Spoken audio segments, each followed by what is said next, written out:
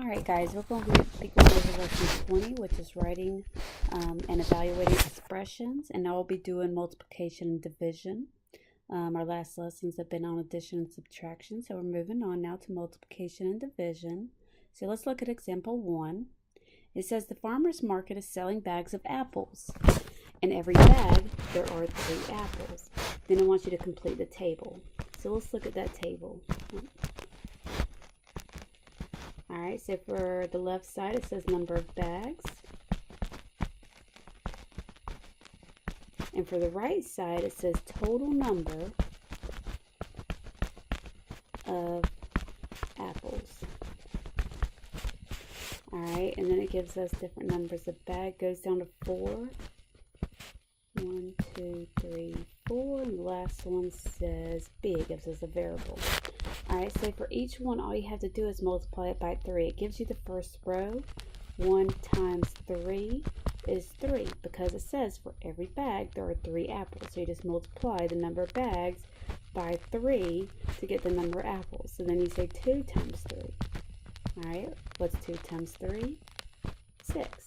So if you had 2 bags of apples, it'd be 6 apples in all. Just doubling the 1 bag, because 1 doubled is 2, 3 doubled is 6. So that was the easier way to do it. Next one will be 3 times 3. You had 3 bags, you multiply that by 3, you would have 9 apples in all, 3 in each bag. Alright, and then it had 4. So you do 4 times 3, which would make it 12 apples in all. And then our last one is B. We have a variable. It doesn't give us a number of bags. All it gives us is B. So we don't know exactly how many bags, but we do know what we need to multiply it by to know how many apples is in there. And that's by 3.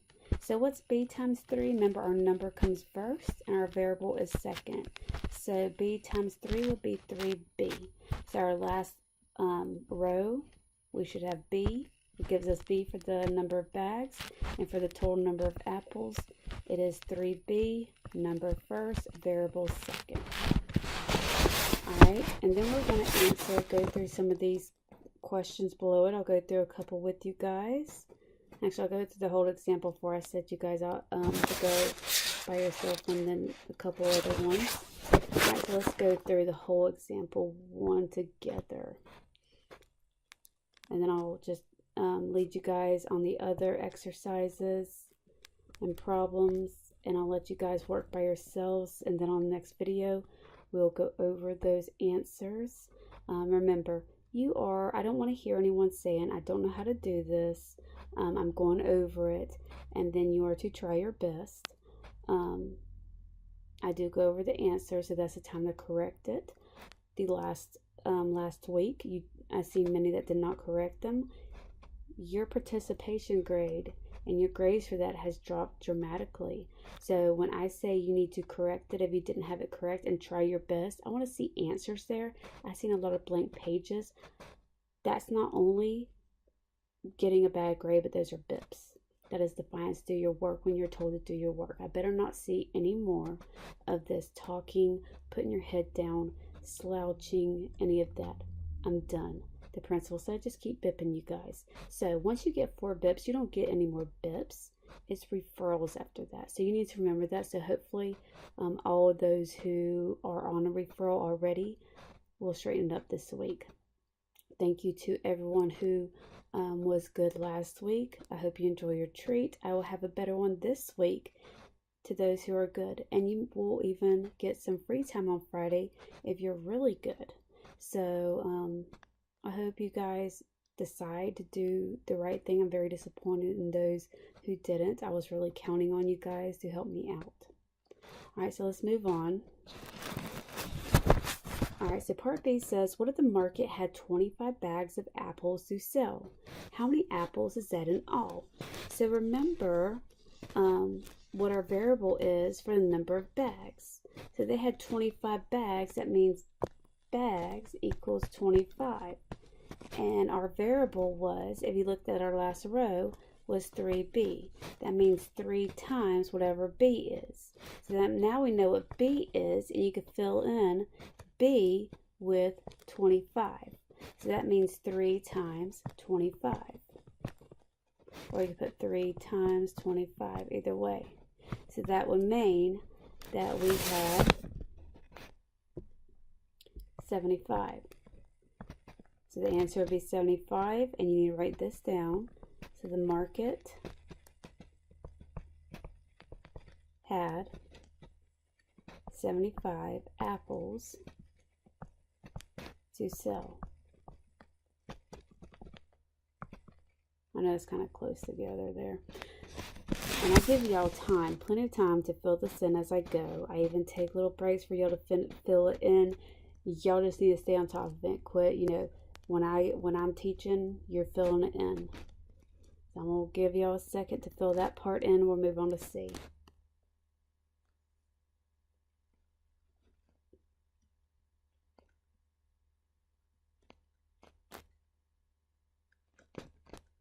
I don't want to hear them going too fast. I'm sticking to the steady pace that I've always stuck to, even in class.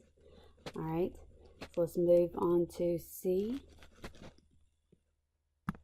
All right, it says if a truck arrived that had some number A, and it gives us a variable, more apples on it, then how many bags would the clerk use to bag up the apples?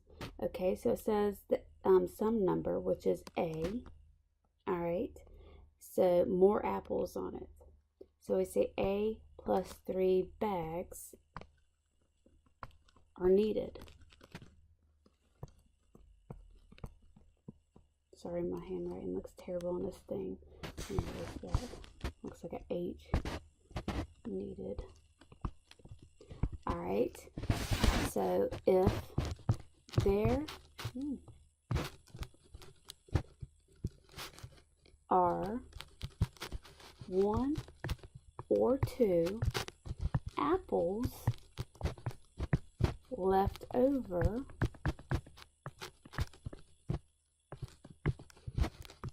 an extra bag will be needed. Because remember, the bag can only hold 3. So if it has 1 or 2 apples left over, you will need another bag.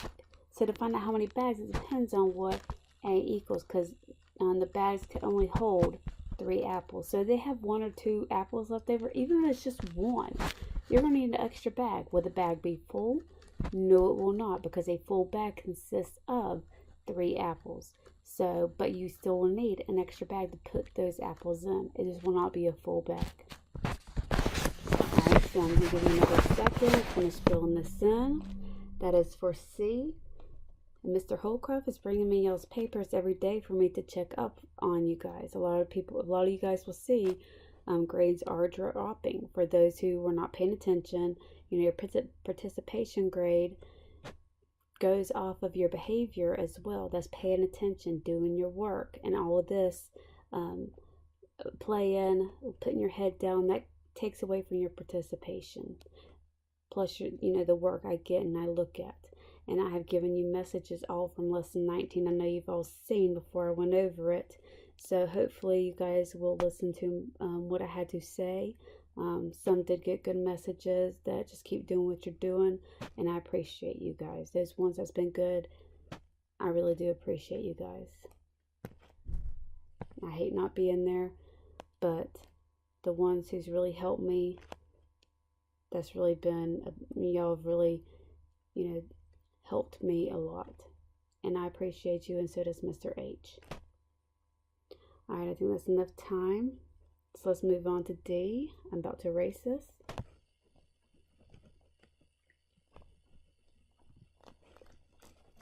Let me finish erasing. Alright, D says, if a truck arrived that had 600 apples on it, how many bags would the clerk use to bag up the apples? Okay, so if you look at B, it told us how many bags and they had to sell and how many apples would that be in all.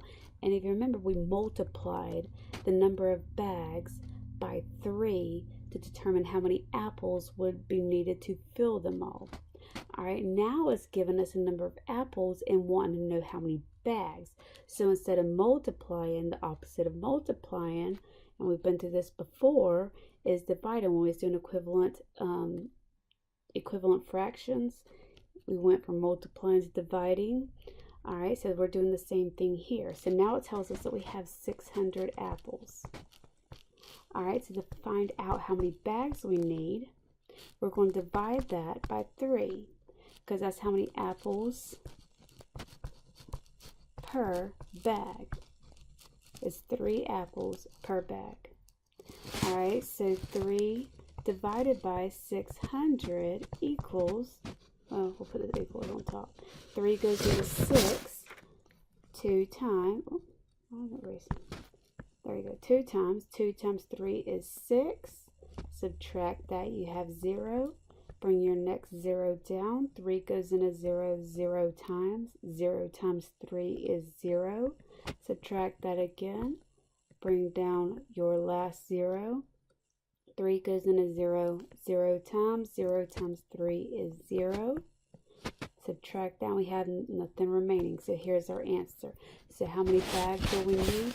The answer is 200 bags. And I want to see your work too, to where you show 600 bags or 600 apples divided by 3 apples over bags, showing that you're dividing by 3 apples per bag, and it equals 200 bags. All right, so finish filling that in before we move on to, let's see, we're on letter E.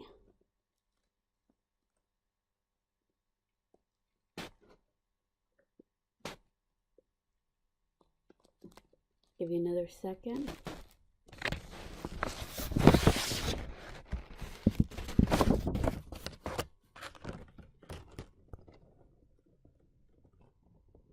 All right, letter E says, how is part D different from part B? I already went over that once. So you just put it in your own words. Very simple. What did we do in part B or part D that was different than part B? One part, the first part gave us the amount of bags, and we need to find out the amount of apples. All right, so we're multiplying, and then part D gives us the number of apples and asks us how many bags, so we need to divide. So part D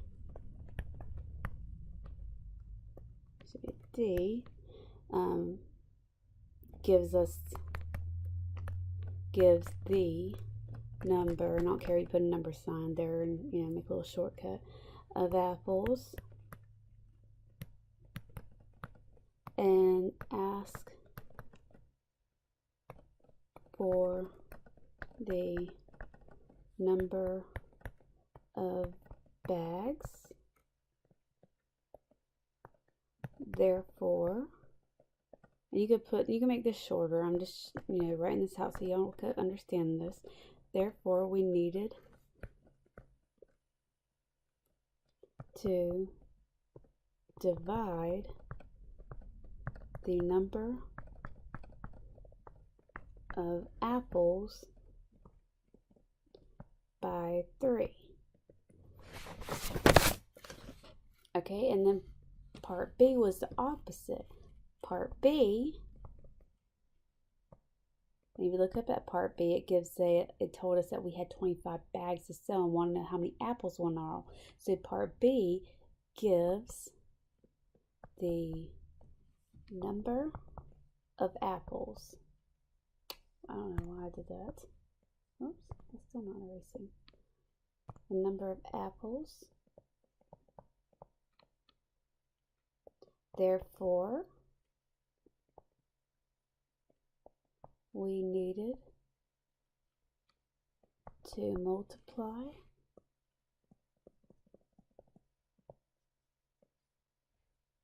the number of bags by 3. So remember, the biggest thing in this, if you tell me that part D gives the number of apples, so we had to divide. So you could have made this whole thing shorter. divide by 3. It gives the number of apples, so we need to divide by 3. All right, part B gives the number of apples. I want to say apples. The part B gives the number of bags. Sorry, I messed up there. Part B gave the number of bags. I'm sorry, guys. So part B gave the number of bags, so we needed to multiply the number of bags by 3. So that's where the difference was. When it gave the number of apples, we divide by 3. When it gives the number of bags, we multiply it by 3. All right, and I'm going to give you another second before I go over the other ones. Go ahead and fill that in. Make it short. Like I said, you know, part D gives the number of apples, so we divide by 3. Divide the apples by 3. Part B gives the number of bags, so we multiply the number of bags by 3.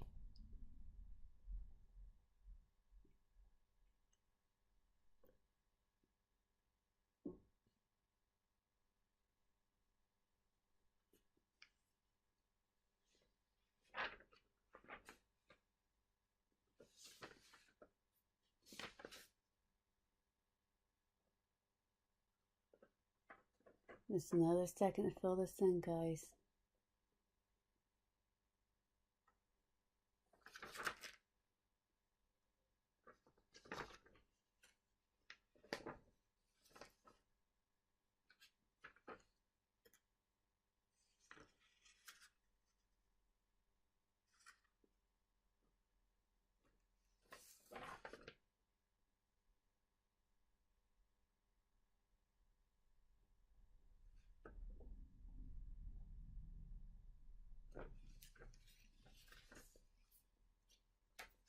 All right, we're going to move on, flip the page. We're going to look at exercises 1 through 3. All right, I'm just going to go over this and then you guys will try your best. I do not want to see anything blank left. If I see you not working, I'm going to let Mr. Holcroft know to go ahead and to write on the papers, to write your name, that you do not write until the second video, just to get the answers. Plus, I'm watching you guys and filling in as we go.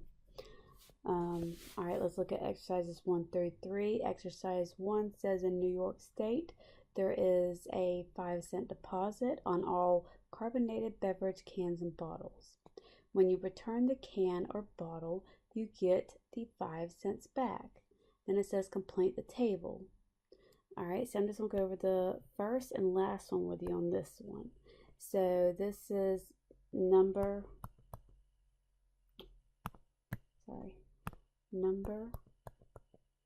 of containers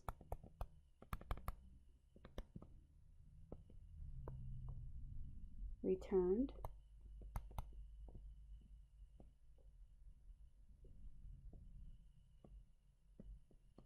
And this is refund in dollars, money. Okay, so it said for each one return, you get 5 cents back. So the first one says number of container return. If you return 1, you get 0.05. That's 5 cents. Because remember, the 5's here, that's 50 cents. Remember your 5's, remember place value. That's 5 cents if you were talking about money. So you get 5 cents back. Alright, so if you get 5 cents back for 1, you just double that for 2 and it marks on down to 2. And so that'd be 10 cents for 2. But look on down. So you just multiply them by 5 cents. Just like 100, you're going to multiply it by 5 cents. And make sure you put the decimal in the right place. Remember, multiply it just like you would multiply anything. And then when you get your answer, you would move your decimal over 2 places to the left for your answer. And that would give you the answer. But what I want you to do is look at the last one. It says it gives you a variable C. All right, what is the expression we need to use to find out the refund in dollars if we know we had the variable C for the number of containers returned? You would say 0.05 C. That means you multiply 5 cents by C. However many containers are returned, you multiply it by C. Alright, so look at the after underneath it goes A through E, just like on our example. It'll ask you questions, and it's basically just like the other ones. Like you'll multiply on some, you'll divide on others. So it depends on what they give you. I want to see what you guys can do. Try your best on that. Follow through, read each one. Just like the first one, B, it says if we let C represent the number of cans, what is the expression that shows how much money is returned? I already told you guys that. That's the last column. It'd be 0.05 C. That means 0.05 times C. That is our expression. So I already went ahead. Go ahead and fill that in for B. Alright, and then it says for C, use the expression to find out how much money Brett will receive if returned 222 cans. Alright, so if he returned 222 cans, you're going to use this expression, and now you know C will be 222. Alright, so fill all those in. Some you'll be multiplying, like I said, some will be multiplying, some dividing. And then you'll answer D and C just like you did the first example with me. Alright, let's flip it over to turn a page to exercise 2. It says the fare for a subway or a local bus ride is $2.50. Alright, the first one first you have number of rides. I'm just going to put R for number of rides. And then the second, the right side says cost of rides in dollars, so I'm going to put a C there. So the first one you should have, it says for a ride it costs $2.50. So you should have $2.50, and you could put the numbers or the money sign there, which mine looks a little bad. Let's redo that. Alright, so you should have a money sign there. But go on down. So all you have to do is multiply each ride by $2.50 to fill out this chart. Alright, so for number 2, 2 times $2.50, that's $5. And that's just doubling those as well. And you're going to keep multiplying. 2 times $2.50, 3 times $2.50, 4 times $2.50, 5 times $2.50, 10 times $2.50, 30 times $2.50. And then go down to R. Look at R. At the bottom you'll see R. And what do you do for R to fit? If we don't know what R is, that is our variable for the number of rides. If we want to know the cost of rides in dollars, our expression would be 250 R. That means 250 times the number of rides. So the number of rides, let's say, was 100 rides. We'd say $2.50 times 100. So where it says B, if we let R represent the number of rides, what is the expression that shows the cost of the rides? This would be B as well. You would fill that in for the last box or the last row on our chart, and that's also the answer for number B. C through E will be filled in just like exercise 1 and example 1. Just read. And remember, do the best you can. I will go over this. You are great on doing your best, trying your best, and staying quiet and working hard. All right, let's look at number 3. It says challenge problem.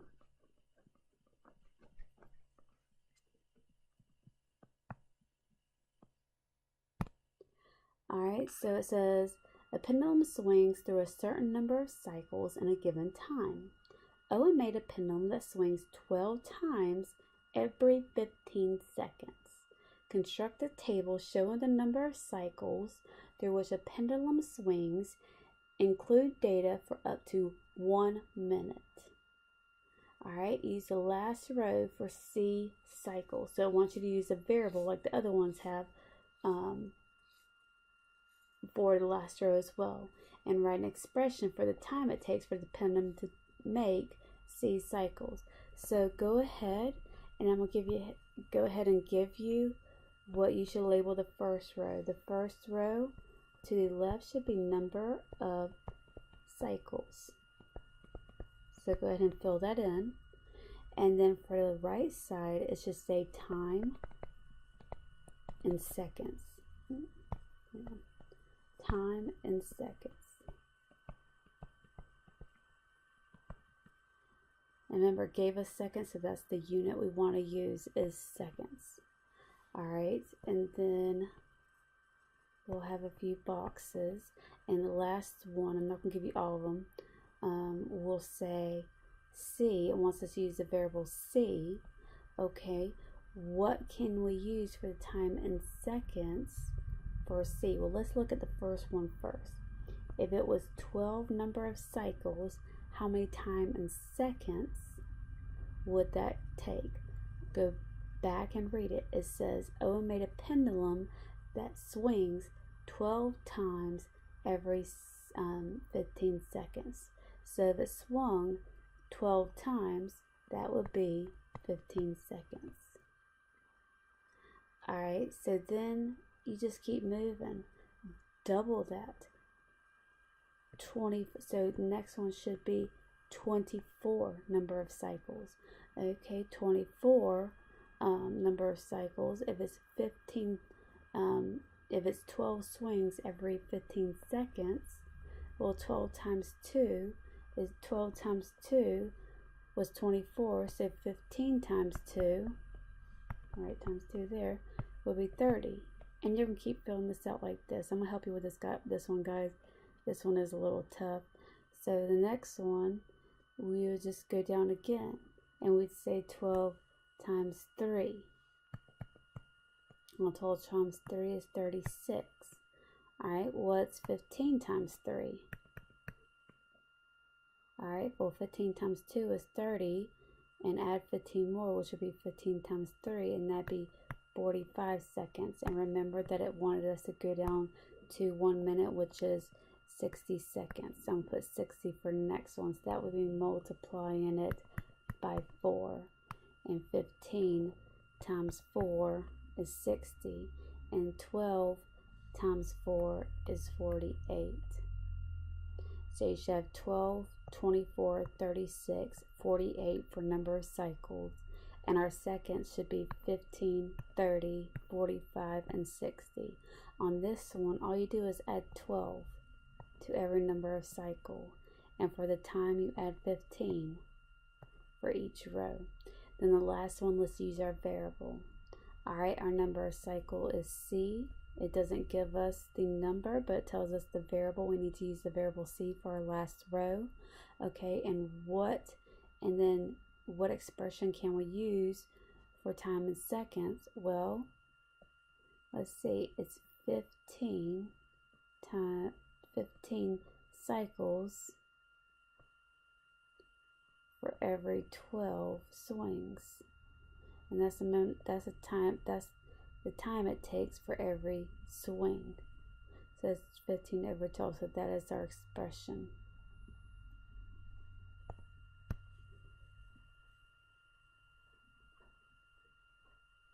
Alright, go ahead and look at B. I'm going to help you with this one, but then you'll be able to do the rest on your own with the other exercises. This one is the hardest on the worksheet.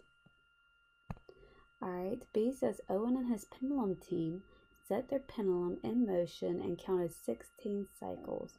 What was the elapsed time? Well, that means cycles equals 16.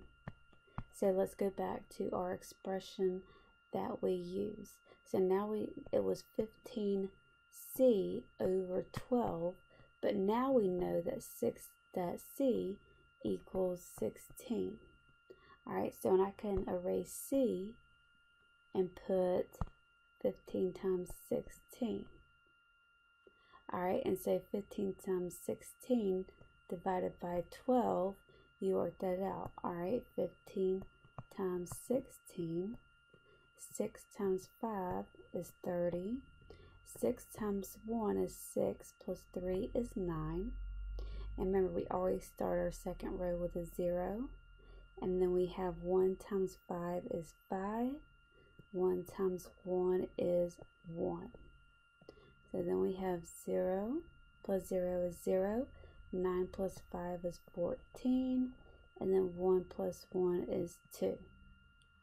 Alright, so now that equals, oh, that 2 didn't show up good, 240 divided by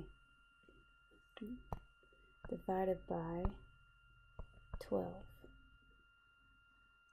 Alright, so let's do 12 divided by 240 to see the elapsed time. Alright, we already know that 12 goes into 24 2 times, and 2 times 12 is 24. Subtract that, you have 0. Bring down your other 0. 12 goes into 0 0 times. 0 times 12 is 0. We subtract that and we have nothing remaining. So there is our answer for that one. So when it asks for the elapsed time, erase this real quick, that's going to be our answer. There is 20. So you need to write that the elapsed time,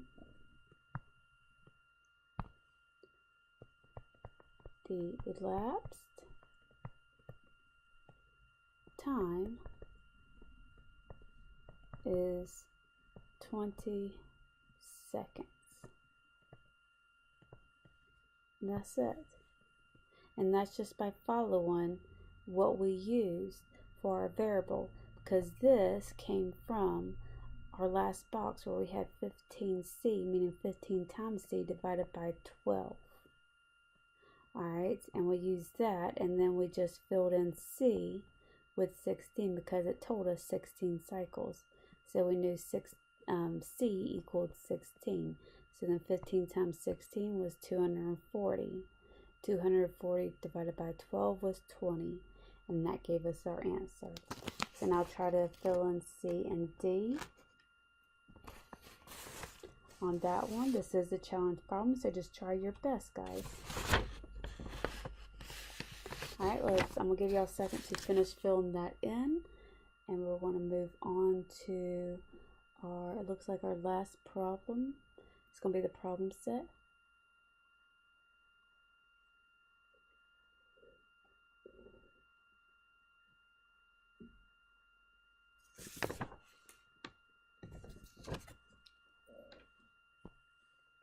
Alright, I'm going to erase this.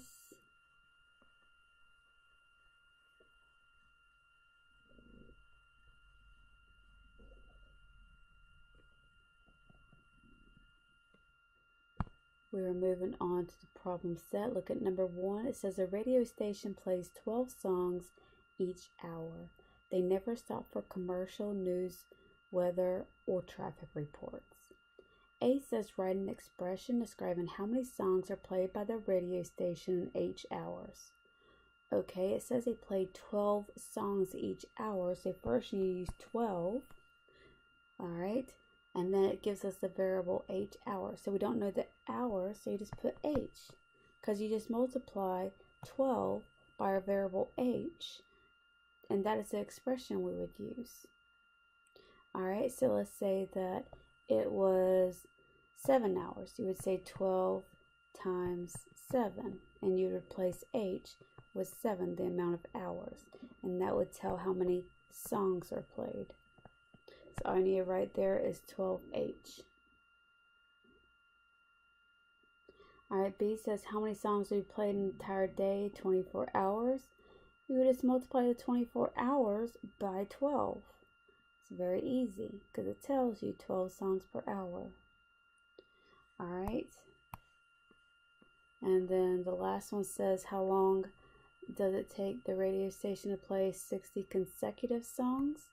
That is where you will divide. If it's 12 songs per hour, divide your 12 songs per hour into 60 to see how many hours that is. So that one you'll be dividing like the other two where you, or with the other one where you multiply. Alright, move on down to number 2. It says a ski area has a high-speed lift that can move 2,400 skiers to the top of a mountain each hour. It says write an expression describing how many skiers can be lifted in 8 hours. Alright, so it says each hour they can move 2,400. So then if our variable is h, we put 2,400 h. That means we're multiplying how many hours we have by 2,400. So there is our expression for A. Go ahead and write that down. Alright, B says how many skiers can be moved to the top of the mountain in 14 hours. All you do is take this expression and you put 14 for the variable h. So now it'd be 2,400 times h. And that would give you the answer for number B. The letter B, sorry. And then the next one, C, it says how long will it take to move 3,600 skiers to the top? So before we multiplied, and on this one you would be dividing, since it gave us the amount of skiers instead of the amount of time. If it gave us the amount of time first, so we just had to multiply that to get the amount of skiers. Now it gives us the amount of skiers, so we have to divide it to get the number of hours. Alright, so remember, see that you will be dividing. And you'll be dividing that the number they give you by 2,400, which is how many skiers they can move per hour. Alright, the next one gives you a chart. It says Polly writes a magazine column for which she earns $35 per hour. Create a table of values that show the relationship between the number of hours that Polly works, which is H, that's the variable used, and the amount of money she earns in dollars, which is E. So she used the variable E for the money earned and the variable H for the hours worked. Alright, so to begin filling in your chart, your first box should say hours Polly works. And remember, the variable she uses for that one is H. The next one should say Polly's earnings in dollars, which is the variable E they gave us. Alright, so I want you to number that 1 through 4. And then you just multiply each number by 35. So I'll give you the first one. 1 times 35 is 35. So for the number, if she worked 1 hour, she would make $35. You just keep multiplying each one by 35 to get how much she earned. So go ahead and fill in that table, and then you'll be able to answer A through D. And remember, A talks about it says, if you know how many hours Polly worked, how can you determine how much money she earned? It says write the corresponding expression. So if she makes $35 an hour, alright, and if you know how much she makes, well, 35H is our expression for that one. And if you know the amount of hours she works, you just multiply it by that number. You take H and you would substitute it for the amount of hours, whether it's 6 hours, 10 hours, how many hours, and you just multiply it by 35 because that's how much she makes an hour. So go ahead and read each one, B, A, B, C, D, fill them out as best you can. Remember, I don't want to see anyone asking for help or anything like that. The second video is where I'll go over every single answer. I want you guys to try your best. You should be able to read these by now and to do them yourself. I do go over every single one thoroughly. You guys just need to pay attention and follow along. Alright, so flip it over to the last part. Alright, number 4 says, Mitchell delivers newspapers after school for which she earns 9 cents per paper. Create a table of values that shows the relationship between the number of papers that Mitchell delivers, which is he used the variable P for, and the amount of money Mitchell earns in dollars, which he uses the variable E for. So to start this table, I'm going to go ahead and start you off. You need to put, oops, I don't know why I keep saying that. Alright, so for the left, you'll say number of papers delivered, or number of paper deliveries, and the other one will be Mitchell's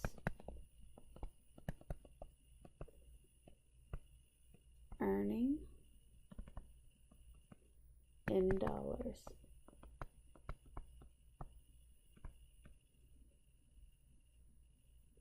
Which is E. They use the variable E for this one. They use the variable P for this one.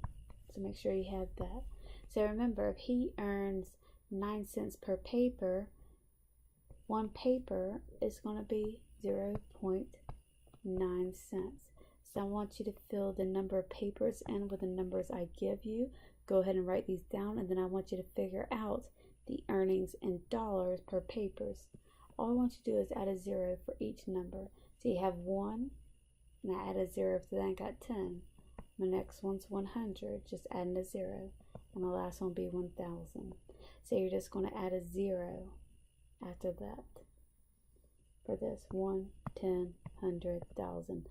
And now just multiply it by 9 cents to know the Mitchell's earnings in dollars. And if you know how to multiply it by 10, by multiplying by 10, your decimal, all we'll do is back up. So for my next one, my decimal would be here, so that would be 0.90 cents. If it backed up again for $100, I would have $9. And if it backed up again, tell me how much it would be here. Alright, then answer the questions A through D using this chart. I'm going to leave it up a second so you guys can fill this out. I gave you more than I was going to, but I just want y'all to show a trick, because you don't have to go through each little one and multiply it by 0.09. You just know how to move that decimal backwards by multiplying it by 10, 100, you know, multiply it. You just move it each time you move it back one decimal.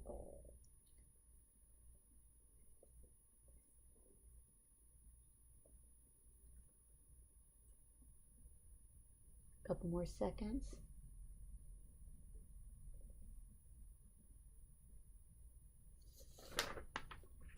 Alright, last one says Randy is an art dealer who sells reproductions of famous paintings. Copies of the Mona Lisa sell for $475. Alright, so all you have to do that one is to take that information and answer questions A and B. Those are really easy. Really both of them are just going to have to use division, because it tells you how much money he sold in the Mona Lisa reproductions last year for part A. So you just divide that number by 475, because if he sells each one by 475, you divide the $9,975 that he made by 475, and that'll tell you how many copies he sold. And then the last one, you will be dividing again. If he wants to increase his sales by $15,000 this year, how many copies will he need to sell without changing the price per painting? So you would take that $15,000 increase and divide it by 475 to see how many more copies he will need to sell without changing the price. So those ones are relatively easy. No one should have problems really with any of them. If you pay attention, try your best, and actually listen to each question, you should be able to answer them. Remember, I should not see anyone slouching, putting their head down. I don't want to see hoodies on. You are doing your best. trying your best. You are sitting at your table in your assigned seat. And if Mr. Holcroft moves you, that's one thing, but otherwise you're in the other assigned seats. Okay, and I don't want to see no one getting out of it. I don't want to see, unless you are allowed to by Mr. H. So try your best. That is, he will be going around to see who is actually working, and that will be going on your participation. You have to actually try. If you don't know how to do it, you need to try. But everyone should know how to do this, because I've went through this introduction, and these are relatively easy questions. I have already spent over 45 minutes just going over the introduction to let you guys go on to finish filling in these questions. So there should not be anyone saying they don't know how to do it. If I've spent over 45 minutes now, if you look at this time, going over it. So try your best, do your best. He will write down the names of all those who are not even trying. And you will have a 0, and that is also a BIP for not working and being off task and defiance. I'm not playing with you guys anymore. Remember, do better this week, and not only will you get a treat, you will get some free time on Friday. Alright, and I'll see you in the next video.